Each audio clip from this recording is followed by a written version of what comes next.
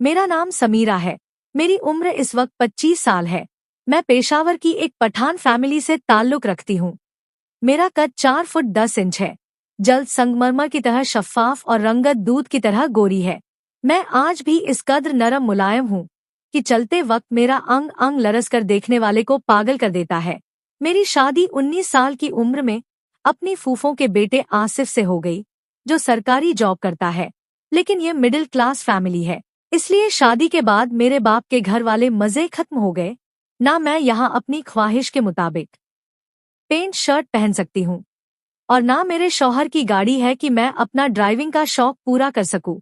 शादी के 1 साल बाद ही मेरी सास की बातें शुरू हो गई कि लड़की हमें बच्चा नहीं दे सकती, लेकिन मैं इसे बता नहीं सकती थी कि बच्चा ना होने की वजह मैं नहीं, बल्कि तेरा बेटा है, जो सारा दिन घर से बाहर रहता है। शादी के बाद मैं इसी वजह से डिस्टर्ब रहने लगी थी, क्योंकि मेरा शौहर आसिफ मुझे टाइम नहीं देता था। अगले 2 सालों में मेरी सास और मेरी नंदों के ताने मुझे बागी बना गए थे, सो मैंने आसिफ से शिकवे शुरू कर दिए और फिर इसे अपना फाइनल फैसला बता दिया कि मुझे रखना है तो अलग घर में रखो, वरना मुझे तलाक दे दो। इस पर आसिफ खासा परेशान रहने लगा और चंद दिनों बाद ही मुझे आकर कहा कि मैंने एक एनजीओ में आपकी बात कर ली है। वह एनजीओ डेरा इस्माइल खान के सैलाबज्जा इलाकों में काम कर रही है। अब सिर्फ 3 महीने वहां लगा लो, पताका में सारा सिस्टम सेट कर लूं और अपने अलग घर का इंतजाम भी कर लूं। मैं शादी से पहले एक एनजीओ में कुछ मकाम कर चुकी थी। सो अगले 3 दिन बाद मैं 2 सितंबर 2022 को पेशावर से डेरा इस्माइल आन जा रही थी। मुझे आज़ादी की फिजा में आने का मौका मिल गया था, वरना तो इस घर में शकदा माहौल में अब मेरे सांस उखड़ने लगे थे। यहाँ आते वक्त मैं अपने साथ अपना पसंदीदा लिबास पेंट शर्ट लाई थी और ऑफिस ज्वाइनिंग के पहले ही दिन जब मैं अपनी पसंद की टाइट जीन्स और शर्ट पहन के आई, तो ऑफिस के सारे अमले की जवानियां लूट आए और हर लड़के के साथ बुजुर्ग भी मेरे दीवाने हो गए। ऑफिस के 55 साल सर भी मेरे दीवाने हो गए और अगले 2 रोज में उन्होंने मुझे कहा कि अब के लिए गाड़ी का बोल दिया है हेड ऑफिस को, जो बहुत जल्द आपको मिल जाएगी। मैंने इसका शुक्रिया अदा किया। मैंने शुरू के कुछ दिन सीरियस रहने का इरादा किया। सैलाबज्जा इलाकों की सर्वे के लिए जाते तो सर मुझे अपनी गाड़ी में ले जाते। मेरी शादी को इस वक्त 3 साल हो गए थे और मैं इस वक्त 22 साल की थी और सब मर्दों की नजर का महवर खुद को पाकर मेरा अंग अंग निखरने लगा था, जो गुस्सा 3 सालों में मुरझाने लगा था। मैं बहुत टाइट पेंट शर्ट पहनने लगी थी ताकि मेरा अंग अंग वाजे नजर आए। गिरचा मेरा अपना कद छोटा है, लेकिन मुझे लंबे मर्द अच्छे लगते हैं, सो इसी वजह से मैंने ऑफिस के एक लड़के काशिफ को थोड़ी लिफ्ट देनी शुरू कर दी थी। काशिफ का कद 6 फुट से ज्यादा था और जिस्म भी खासा मजबूत था। यहाँ आगाज हुए मुझे 15 दिन हो गए थे जब सर ने मुझे अपने ऑफिस में बुलाकर गाड़ी की चाबी दी और साथ मुझे आज रात शहर के एक मरूफ होटल में खाने की दावत दी। मैं इसके अंदाज से मोहब्बत भरे इशारों से समझ गई थी कि साहिब को आज मुझ पर बहुत प्यार आ रहा है, लेकिन फिर भी जो मुझे पहली दावत मिल रही थी, इसे मेरे दिल ने ठुकराना मुनासिब ना समझा और मैंने जिस्म में उठने वाली अंगराई को दबाए हुए सर को मोहब्बत से ओके कर दिया। आज मैंने एक गांव की ख्वातीन की मुकम्मल लिस्ट और डाटा जमा करना था और गांव जाकर एक औरत से सबके आईडी लेकर आने थे। पहली तो सर ने कहा कि अब और मैं एक साथ चलते हैं, चल्लू थोड़ी गुपशुप भी लगी रहेगी। मुझे देखकर बुढ़ा मुझ पर फिदा हो गया था। फिर जब मैं गाड़ी निकालने लगी तो सर के घर से कॉल आ गई थी कि उनकी बेटे का हादसा हो गया और वह जख्मी है। तो सर मुझे ये कहते हुए चले गए कि ऑफिस में से किसी लड़की को साथ लेती जाओ। साहिब को अच्छा नहीं लगता था और इसी वजह से वह लड़कों को मेरे नजदीक ज्यादा नहीं भटकने देते थे। मैंने ऑफिस की एक लड़की को साथ चलने का कहा तो वह मुंह बनाकर चली गई। साहिब की मुझ पर शफकत और ऑफिस के मर्दों की मुझ में दिलचस्पी किसी लड़की को अच्छी नहीं लगती थी।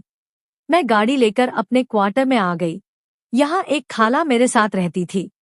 मैंने क्वार्टर में आकर शावर ली और ब्लैक जीन्स के ऊपर हाफ बाजू वाली पिंक टी शर्ट पहनी और चश्मा लगाकर गाड़ी लेकर निकल गई। यहाँ पर किसी को इल्म नहीं था कि मैं शादीशुदा हूँ, बल्कि काशिफ की अदाओं से लगता था कि वह मुझसे शादी का सोच रहा है और मैंने भी किसी को बताने की जरूरत भी महसूस नहीं की कि मैं शादीशुदा हूँ। वैसे भी ये नाम की ही शादी थी। मैं अपने क्वार्टर से 3 बजे निकली थी और जिस गांव में मुझे जाना था वो शहर डेरा इस्माइल खान से 35 किलोमीटर के फासले पर था, जिसमें 24 किलोमीटर पुख्ता सड़क और बाकी 11 किलोमीटर कच्चा और गंदा रास्ता था, जिसमें खुसूसन सैलाब के बाद खाइयां बन गई थी। मैं अभी रास्ते में थी कि सर की कॉल आई और उन्होंने पूछा, तो मैंने बताया कि क्वार्टर वाली खाला को लेकर जा रही हूँ, जिस पर वह मुतमईन हो गए। अगर मैं बताती कि अकेली जा रही हूँ तो शायद वह वापस बुला लेते। फिर उन्होंने कहा कि बच्चे के साथ हॉस्पिटल में हूँ, इसलिए आज के खाने का प्रोग्राम कैंसिल करते हैं और कल शाम को दरिया की तरफ बड़ा प्रोग्राम बनाएंगे। मैंने इसे ओके कह दिया। मैं 5 बजे गांव पहुंच गई। मौसम खासा गर्म और हबसजदा था और मुझे काम खत्म करते करते शाम हो गई। और जब मैं वापसी के लिए गाड़ी में बैठी तो इतना अंधेरा छा गया था कि मुझे गाड़ी की लाइट्स जलानी पड़ी। मैंने एक मस्त सा गाना लगाया और इस कच्चे रास्ते पर आहिस्ता से मेन रोड की तरफ आने लगी। मैंने मेन रोड तक का तकरीबन आधा रास्ता तय कर लिया था जब गाड़ी अचानक बंद हो गई। मैंने लाख जतन किए, लेकिन गाड़ी स्टार्ट ना हुई। यहाँ पर मोबाइल सर्विस दस्तयाब नहीं होती थी।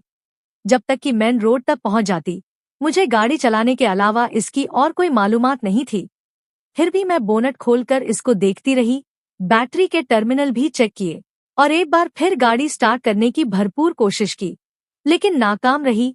मैंने बाहर निकलकर इधर-उधर देखा, लेकिन कहीं से ना तो कोई रोशनी नजर आती थी और ना कोई आवाज। हर तरफ मुकम्मल सन्नाटा और अंधेरा छाया हुआ था। गाड़ी की डम लाइट्स जल रही थी और मैं उनके सामने गाड़ी से 10 फुट के फासले पर खड़ी जायजा ले रही थी कि अब मुझे क्या करना चाहिए।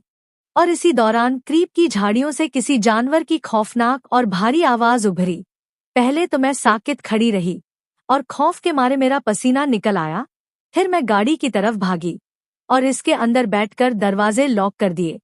और फिर मैंने देखा कि एक कुत्ते की तरह का बड़ा जानवर झाड़ियों से निकलकर इस रास्ते पर थोड़ी देर गाड़ी की जलती लाइट को देखता दूसरी तरफ की झाड़ियों में गायब हो गया।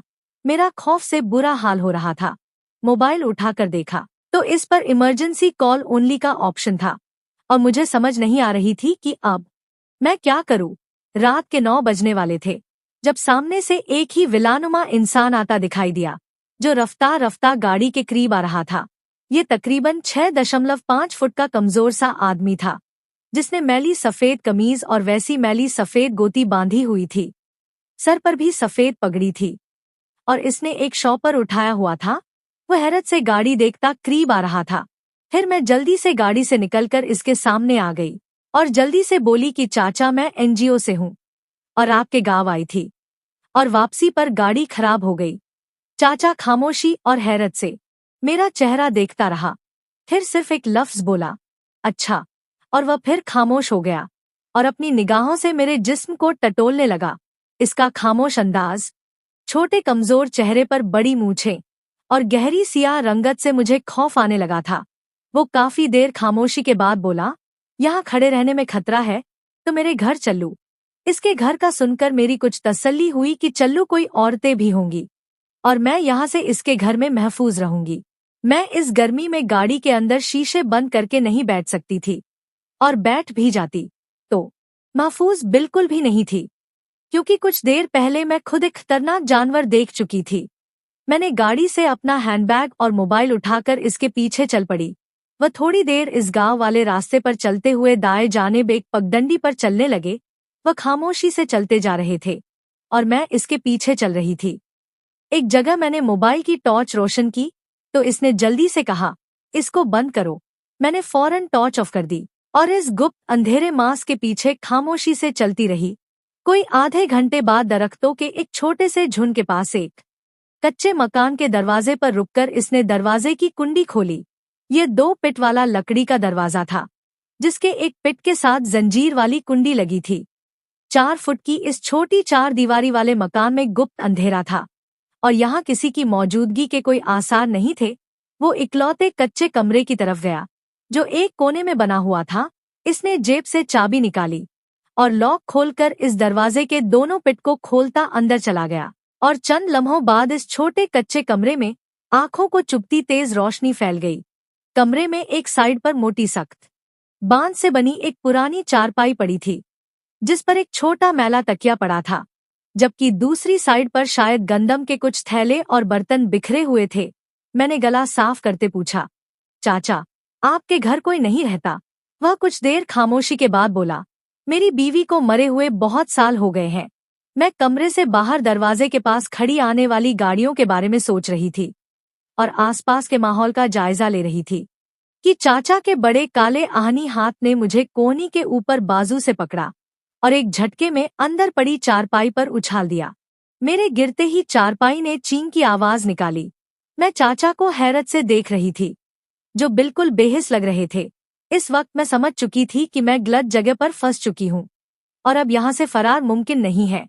फिर चाचा ने बर्तनों में से एक बड़ी प्लेट उठाई और एक लाए गए शॉपर से पके हुए चावल निकाले और शॉपर प्लेट में उंडेला और प्लेट मेरे साथ चारपाई पर रखकर शॉपर बाहर फेंका और मेरे साथ चारपाई पर बैठते हुए प्लेट मेरी तरफ करके गुस्सा कर बोले, जल्दी खाओ।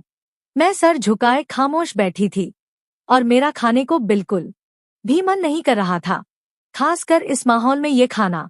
चाचा ने दूसरी बार मेरे हाथ को पकड़कर प्लेट की तरफ किया और खाने का इशारा किया और मेरे इनकार पर वह एक बार फिर अच्छा कहकर चावल खाने लगा।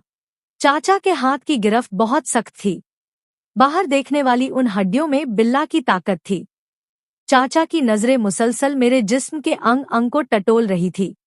चाचा ने थोड़े से चावल खाए और प्लेट को साइड पर रखकर कपड़े से ढाँप दिया। मेरी हालत इस वक्त इस जब होती मुर्गी जैसी थी, जिसको खिलकर तड़पने भी नहीं दिया जाता। मैंने अपने चारपाई के बांध को मजबूती से पकड़कर आहिस्ता से उठने की कोशिश की, लेकिन मेरा पूरा वजू दरस गया और मेरे बदन से आवाज आई कि अभी अब में ये सहूलियत मुयस्सर नहीं है, बराए मेहरबानी थोड़ी देर बाद कोशिश करें। मैंने आंखें बंद कर ले और परेशानी के आलम में सोचने लगी कि अब क्या होगा। मैं तो उठने के काबिल भी नहीं और यहाँ से चलकर गाड़ी तक कैसे पहुंचूंगी। और दूसरी बात ये कि मुझे ये भी इल्म नहीं था कि मेरी गाड़ी किस साइड पर खड़ी है, क्योंकि मैं यहाँ चाचा के साथ गुप्त अंधेरे में आई थी और मुझे ना तो रास्ते का इल्म था और ना ही गाड़ी की समत का। मैं उन्हीं बातों को सोच रही थी कि मुझे एकदम ख्याल आया कि अगर चाचा जाग गया तो मुझे जाने नहीं देगा। मैंने अपनी तमाम हिम्मत को यजान किया और आंखें खोलकर चाचा की तरफ देखा। वह गहरी नींद में हल्का सा मुंह खोले खराटे ले रहा था। जैसे तैसे मैं चारपाई पर खड़ी तो हो गई, लेकिन मैं कदम उठाने के काबिल नहीं थी। कमरे से बाहर सहन में खासी रोशनी फैल गई थी, लेकिन अभी तक सूरज नहीं निकला था। बहरहाल मुझे इस वक्त यहाँ से दूर भाग जाने की जरूरत थी। मैं सहन के इस मेन दरवाजे से बाहर निकली और समत का तायुन करने के लिए इधर-उधर देखने लगी कि मुझे किधर जाना है। फिर इस तरफ मुझे एक हल्के निशान की पगडंडी जाती नजर आई, जिस तरफ से सूरज तुलू हो रहा था। मैंने इसी पर चलने का फैसला किया और डगमगाते कदमों के साथ आहिस्ता से चलने लगी। अब मुझे अपनी एक भरपूर गलती का एहसास हो रहा था कि मैंने इस कच्चे कमरे से निकलते ही इसके आगे कुंडी क्यों नहीं लगाई। मैंने अपनी हिम्मत को खौफ दिलाकर मजीद तेज चलने की कोशिश की। अभी मैंने एक फरलांग फासला भी तय नहीं किया था कि मेरी सारी हिम्मत जवाब दे गई और मैं बेबस होकर एक दरख्त के तने के साथ टेक लगाकर जमीन पर बैठ गई। मेरी नजरें बार बार इस रास्ते की तरफ उठ जाती जिस तरफ से मैं आ रही थी। मकान तो शायद दरख्तों की ओट में आ गया था, लेकिन इस मकान के साथ वाला दरख्तों का छोटा झुंड वाज़े नजर आ रहा था। मतलब मैं अभी वहां से ज्यादा दूर नहीं थी। मैं खाली नजरों से इधर-उधर देख रही थी और इस मकान की तरफ जाने वाले रास्ते की तरफ भी देख लेती, जहां रात भर मैंने गुजारी हुई थी। मैंने हैंडबैग से मोबाइल निकाल कर देखा तो इस पर सर्विस बिल्कुल नहीं थी। सुबह के 7:15 बज रहे थे। मैंने यहाँ से उठने की कोशिश की कि किसी तौर गाड़ी तक पहुंच जाऊं और इसी दौरान मेरे कानों में ट्रैक्टर के आने की आवाज आई। मैं फौरन जैसे तैसे उठ गई। मैंने इस तरफ देखने की कोशिश की जिस तरफ से ट्रैक्टर की आवाज आ रही थी। फिर देखा कि ट्रैक्टर यहाँ से खासे फासले पर जा रहा है। मैं इस तक नहीं पहुंच सकती थी क्योंकि मुझसे चला नहीं जा रहा था और ट्रैक्टर जिस रास्ते पर दूसरी तरफ जा रहा था। फिर अनजाने में मेरा बैग वाला हाथ ऊपर उठ गया और फिर 1-2 सेकंड बाद ही ट्रैक्टर वहीं रुक गया। मैंने इसे रुकता देखकर इस तरफ चलने की कोशिश शुरू कर दी। फिर शायद मेरी हालत देखकर ट्रैक्टर वाले ने ट्रैक्टर मेरी तरफ मोड़ दिया और ऊंचे टीलों और गड़ों से होता ट्रैक्टर आहिस्ता आहिस्ता मेरी तरफ बढ़ने लगा। तो मैं एक ऊंची जगह पर बैठ गई 5 से 6 मिनट में ट्रैक्टर मेरे करीब आकर रुक गया और इस ड्राइवर हैरत से मेरी तरफ देखता ट्रैक्टर से उतरने लगा। दूर से शायद इसने मुझे पेंट शर्ट में देखकर मुझे लड़का समझा था और करीब आने पर जब इसने देखा कि मैं एक फैशनेबल लड़की हूँ और इस फुट लिबास में जंगल में क्यों घूम रही हूँ, अब मेरा जहन घूम गया कि उन सब सवालों का इससे क्या जवाब दूंगी। वो मेरे करीब आया और सराइकी जुबान में ही पूछा कि मुझे कहाँ जाना है। मैंने इसे बता दिया कि फुल्ला गांव से जो रास्ता मेन रोड की तरफ जाता है, इस पर मेरी गाड़ी खड़ी है, मुझे वहां तक पहुंचा दो। वह इधर-उधर देखते हुए फिर बोला, जो खट के साथ सफेद गाड़ी रात से खड़ी है। मैंने जल्दी से इस बात में अपना सर हिला दिया। ट्रैक्टर ड्राइवर ने इसी तरफ इशारा किया जिस तरफ से मैं आ रही थी। फिर इसने बोला, चल्लू आओ मैं तुम्हें वहां पहुंचा देता हूँ। इसने मेरा हाथ थामा और मुझे आहिस्ता आहिस्ता ट्रैक्टर की तरफ ले आया। फिर मैं ट्रैक्टर पर बैठ गई। इसने ट्रैक्टर चला दिया और नामवार रास्ते पर आहिस्ता आहिस्ता चलने लगा और जब वह चाचा के मकान के करीब पहुंचा तो मैं बहुत घबरा गई। और फिर ऐसा हुआ कि ट्रैक्टर ड्राइवर ने अपनी एक सफेद चादर मुझे दी कि इसे ओढ़ लो। हमारे इलाके में ऐसे लिबास को अच्छा नहीं समझा जाता। मैंने जल्दी से चादर को इस तरह अपने गिर्द लपेटा कि मेरा सर और आधे चेहरे के साथ मेरा पूरा जिस्म भी इसमें लिपट गया। जब ट्रैक्टर चाचा के मकान के पास से गुजरा तो मैंने उन अखियों के साथ इस मकान में देखा तो एक सर्द लहर मेरे जिस्म में दौड़ गई। चाचा सिर्फ सफेद गोती लपेटे इधर-उधर देख रहा था। इसने शायद ट्रैक्टर में बैठे हम दोनों को भी देखा था, लेकिन मेरे पर चादर होने की वजह से पहचान नहीं पाया और ट्रैक्टर इसके घर से आगे निकल गया। चाचा को देखकर मेरे रोंगटे खड़े हो गए थे। मेरे जिस्म पर पसीना आ गया था। यहाँ से कुछ फासले पर जाने के बाद मैंने ड्राइवर की ओढ़ी चादर उतार दी ताकि मेरा पसीना खुश हो जाए। ट्रैक्टर ऊंचे रास्तों से गुजरता एक ऐसे टीले से उतरने लगा जहां से दूर मुझे अपनी गाड़ी दिखाई दी और एकदम मैंने चलाकर कहा, वह रही मेरी गाड़ी। फिर हम गाड़ी के करीब पहुंच गए। ड्राइवर ट्रैक्टर से उतरकर दूसरी साइड से आ गया और मुझे नीचे आने का बोला। मैं खिसक कर सीट से उतरी और ट्रैक्टर के मुख्तलिफ हिस्सों को पकड़ती नीचे उतरने की कोशिश करने लगी। वह कुछ देर खड़ा मेरे चेहरे को गौर से देखता रहा और फिर हल्की आवाज में बोला, मुझे यकीन नहीं आ रहा कि लड़की इतनी खूबसूरत भी हो सकती है। मैंने इसकी बातों को नजरअंदाज करते इसका शुक्रिया अदा किया और बोली, नजदीक कोई मिस्त्री मिल सकता है। वो कुछ देर खड़ा मेरे चेहरे को गौर से देखता रहा और फिर हल्की आवाज में बोला, मुझे यकीन नहीं आ रहा कि लड़की इतनी खूबसूरत भी हो सकती है। फिर वह बोला, गाड़ी को तो मैं भी थोड़ा बहुत देख लूंगा। फिर इसे ट्रैक्टर से खींचकर मैं रोड पर मिस्त्री के पास भी पहुंचा दूंगा। लेकिन अब मेरे दिल की बात नहीं समझ रही और आपको देखकर मैं अपने आप पर कंट्रोल भी नहीं कर रहा। मैंने अपना सर झुका लिया और सोचने लगी कि अगर यह मेरे लिए इतना कर रहा है तो इसको अपना नंबर देती हूँ। फिर मैं बोली, अब अपना नंबर मुझे दे दे, मैं 2-4 दिन में तुम्हें डेरा शहर बुला लूंगी, फिर तुम जैसे कहोगे मैं करूंगी। ड्राइवर ने मुतमईन अंदाज में गहरा सांस लिया और बोला, तुम पठान बच्चे हो और पठान कभी वादा खिलाफी नहीं करते। तुम पठान वाला वादा कर रही हो तो मुझे तुम्हारी बात पर यकीन है। मैंने अपना सर ऊपर उठाया और अपने बाल चेहरे से झटक कर इसकी तरफ देखते हुए अपना हाथ आगे बढ़ाया कि एक पठानी का तुमसे वादा